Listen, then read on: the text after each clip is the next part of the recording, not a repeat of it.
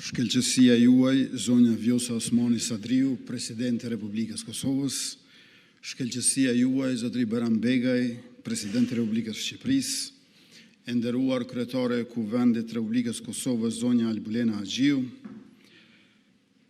i nderuar Basarifat, të nderuar deputet të Kuvendit të Republikës Legjislaturës së 10, zëvendës kryeministër dhe ministrat të qeverisë, të nderuar ambasador dhe miq të tjerë ndërkombëtar, të nderuara familje të dëshmorëve, invalid dhe veteran të UÇK-s, drejtues e përfaqësues të institucioneve të shtetit, klerik fetar,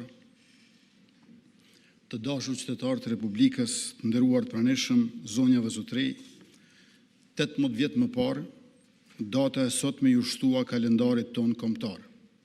Krahas 2 marsit të Kuvendit të Lezhës, 5, 6 e 7 marsit të betejës heroike të familjes Jashari, 11 marsit të demonstratave studentëve, 10 qershorit të lidhjes Prizrenit, 12 qershorit të çlirimit Kosovës, 2 korrikut të deklaratës kushtetuese, 7 shtatorit të kushtetutës Kaçanikut, 22 nëntorit të Kongresit të Alfabetit dhe 28 nëntorit ditës së flamurit. Kjo sepse me 17 shkurt, me shpalljen e pavarësisë së Republikës sonë, u arrit një shkallë tjetër e lartë në përfaqësimin ton në Ballkan dhe në Evropë. Dita e sotme është ditë për kujtimi për të gjithë ata burra, gra e fëmijë që flijuan shumë çka e gjithçka për Republikën e Kosovës. Aktivistët e luftëtarët që u përpoqën për jetësimin e Republikës, së paku që nga viti 1968 e këtej, ndoshta nuk kanë pasur të gjithë të njëjtin përftyrim e vizion se si do të ishte Republika, por ata kishin të njëjtën dëshirë për liri. Republika në radhë të parë është institucion i lirisë, shprehje e sovranitet mjet për zhvillim. Prandaj, kur vjen fjalët Republika dhe sovraniteti, ne nuk mund të lëshojmë pe, sepse nuk bëjmë dot kompromis me lirinë dhe me zhvillimin. Ne i kujtojmë përftyrimet dhe vizionet e parealizuara të aktivistëve dhe të luftëtarëve që e kanë dëshiruar Republikën, sepse pas sakrificën e tyre nuk do ta kishim shtetin ton dhe mua to na frymëzojnë e na orientojnë për ta forcuar edhe më shumë atë. Ne kujtojmë sot qëndresën paqësore të viteve 1990 dhe ne kujtojmë sot ushtrinë çlirimtare të Kosovës. Ne përkulemi me nderim para dëshmorëve dhe përpiqemi që ta ruajmë dhe ta lartësojmë Republikën tonë edhe në emrin e tyre. Ndërsa kujtojmë datën e shpalljes së Republikës, brengosemi që krerë të ushtrisë shqiptare të Kosovës e të Republikës Kosovës po akuzohen padrejtësisht sepse ata guxuan të marrin armët për liri kundër shtypjes një shekullore dhe kundër një regjimi gjenocidal. Akuzat e prokurorisë speciale në Hag për krime kundër njerëzimit nuk qëndrojnë. Ato nuk marrin parasysh kontekstin historik e politik të luftës sonë çlirimtare, së cilës ja detyrojmë lirinë e sotme. Krime kundër njerëzimit ndaj popullatës civile shqiptare ka kryer Serbia e Miloševićit. Kërcënim për përsëritjen e tyre është sot Serbia e Vučićit. Barazimi mes krerëve të UÇK-s dhe një regjimi gjenocidal është i paqëndrueshëm dhe i papranueshëm për ne. Të nderuar të pranishëm, Republika nuk lëshon pe kur është çështje e sovranitetit shtetëror, integritetit territorial dhe demokracisë popullore. Demokracia është edhe burim, edhe shprehje e sovranitetit Kosovës, ku përveç shqiptarëve, kushtetuta jonë njeh serbët, turqit, bosnjakët, romët, ashkalit, egjiptianët, goranët. Të gjithë janë pjesë e popullit Kosovës dhe marrin pjesë në zgjedhjet demokratike, në institucionet zyrtare dhe në jetesën e përbashkët duke respektuar ligjin dhe të drejtat e njëri tjetrit. Zgjedhjet e fundit demokratike, pas një ngërçe disa mujor në Kuvend, treguan edhe një herë vlerën e demokracisë, të zgjedhjeve të lira e të ndershme. Republika nuk detyrohet së jashtme me imponim e dhunë, por ndërtohet së brendshme me punën tonë të përbashkët. Qeveria e re do të vazhdojë angazhimin për zhvillimin ekonomik, për fuqizimin e sigurisë dhe për thellimin e arsimit të kulturës. Ekonomi do të thotë prodhim me mirëqenie shoqërore, siguri do të thotë mbrojtje e rend publik, arsim e kulturë do të thotë inteligjencë e kapital njerëzor. Për ta thënë me një formulë, ne do të mbrojmë prodhimin inteligjent. Kështu do të konsolidojmë rritjen ekonomike dhe do të jemi më konkurrues në rajon e më gjerë. E kjo do e mos e shoqëruar me rritjen e mirëqenies shoqërore dhe me rritjen e kapaciteteve mbrojtëse të forcës sigurisë Kosovës. Pas liberalizimit të vizave me zonën Schengen, tani pasaporta e shtetit tonë është më e fortë se kur më parë. Por renditemi gjithnjë më lartë në listimin ndërkombëtar për sa i përket sigurisë, demokracisë, të drejtave e lirive, sundimit të ligjit, mirëqenies, klimës për investime të huaja direkte e të tjera. Të nderuar pjesëmarrës, kur u miratua plani ahtisarit, në bazë të cilit u shpall pavarësia e Kosovës, bota kishte tjetër pamje dhe kufizimet që na viheshin për të drejtën tonë për vetëvendosje, mendohej se do të kompenzoheshin sa me transformimin evropian të Serbisë, aq edhe me përfshirjen e shtetit tonë në sistemin kolektiv euroatlantik. Mirë po sot, ne shohim se pasiguria në botë është rritur dhe se bllokut perëndimor i nevojitet koherenca e brendshme për ta mbajtur sistemin e sigurisë në Evropë dhe për ta udhëhequr botën drejt vlerave të lirisë, të demokracisë, të solidaritetit, të barazisë dhe sidomos të drejtave të njerëzit. Ndryshimet në mjedisin ndërkombëtar janë të pashmangshme dhe ndonjëherë të paparashikueshme. Në anën tjetër, fqinji ynë verior, Serbia, i do veç se eurot nga Evropa, por se orientimin e ka të Kremlini. Prandaj nevojitet që të forcojmë edhe më tej shtetësinë e Kosovës, demokracinë dhe aleancat me shtetet perëndimore dhe me ato shtete fqinje që kanë të njëjtat vlera e interesa sikurse ne. Për fat të mirë, në konferencën e sigurisë në Munich, para pak ditësh, ku mora pjesë si përfaqësues i Kosovës, Shtetet e Bashkuara të Amerikës dhe shtetet evropiane konfirmuan se vlerat euroatlantike mbeten të njëjta, po ato vlera që ne i kemi të shkruara në kushtetutën tonë.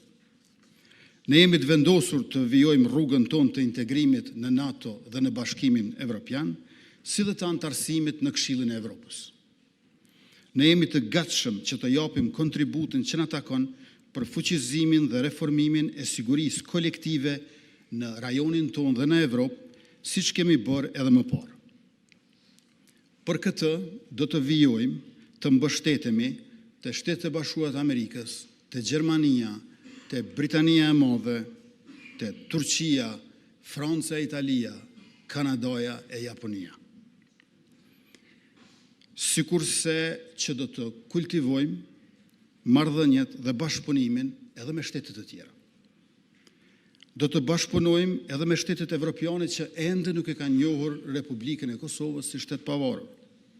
Sikurse do të përpiqemi që të sigurojmë Kosovës njohje të reja anë mban botës, në mënyrë që të antarësohemi në organizata ndërkombëtare siç na takon si shtet sovran e demokratik që jemi. Në rajonin e Ballkanit Perëndimor mbetet kyç bashkëpunimi me Republikën e Shqipërisë, si dhe me Republikën e Maqedonisë Veriut dhe me Republikën e Malit Zi, shtete ku jetojnë pjesë të kombit shqiptar. Aleanca e mbrojtjes me Shqipërinë dhe Kroacinë është një element më shumë në sigurinë dhe paqen rajonale, demokratike, përballë faktorëve destabilizues. Në këtë ditë të shpalljes së pavarësisë, qytetarët tonë gëzojnë më shumë mbrojtje, demokraci e begati. Kosova nuk është vetëm një shtet I ri në hartën e Evropës, por është një partner I besueshëm I vendeve demokratike. Rruga jonë mbetet e njëjtë, sepse atë e kanë përcaktuar historia e kombit shqiptar, historia e afërt e lëvizjeve paqësore, lufta çlirimtare, proceset demokratizuese në Evropë dhe vullneti I popullit të Kosovës për liri e mirëqenie. Sakrifica e njerëzve tonë për liri ka qenë e përkryer. Puna jonë për Republikën duhet të jetë po aq e përkryer. Ju faleminderit.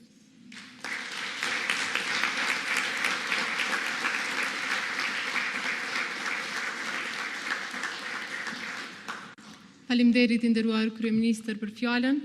Tani është radha e grupeve parlamentare. Ftoj përfaqësuesen e lëvizjes vetëvendosje, zonjën Albriena Gofci.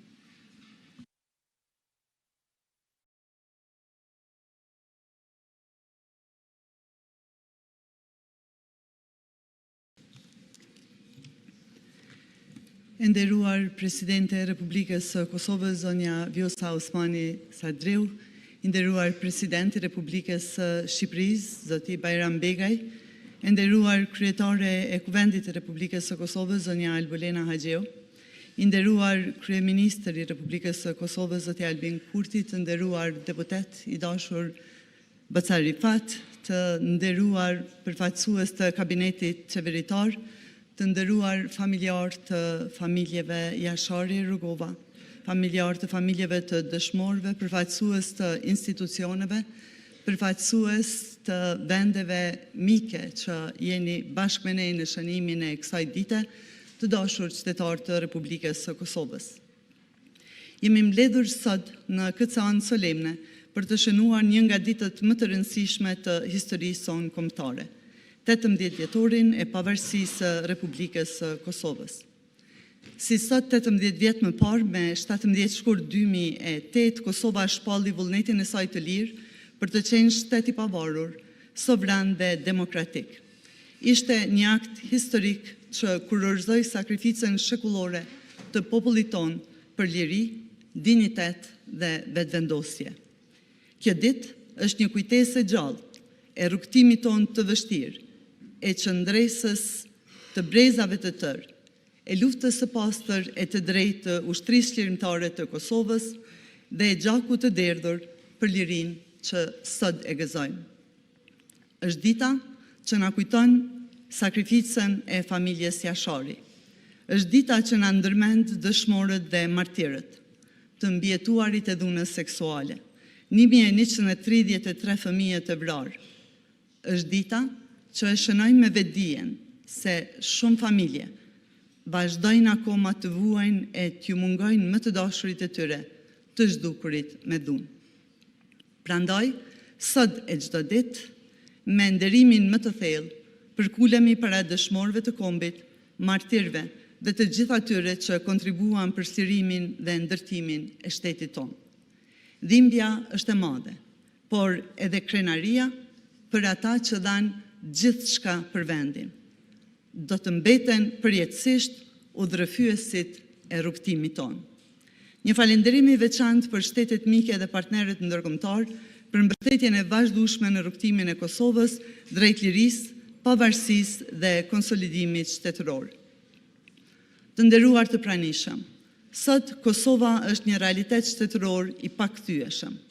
Një shtet që pavarësisht sfidave ka dëshmuar forcë, stabilitet dhe përkushtim ndaj vlerave demokratike. Një shtet që po ndërton institucione, po fuqizon sundimin e ligjit dhe po ecën me vendosmëri drejt integrimeve euroatlantike.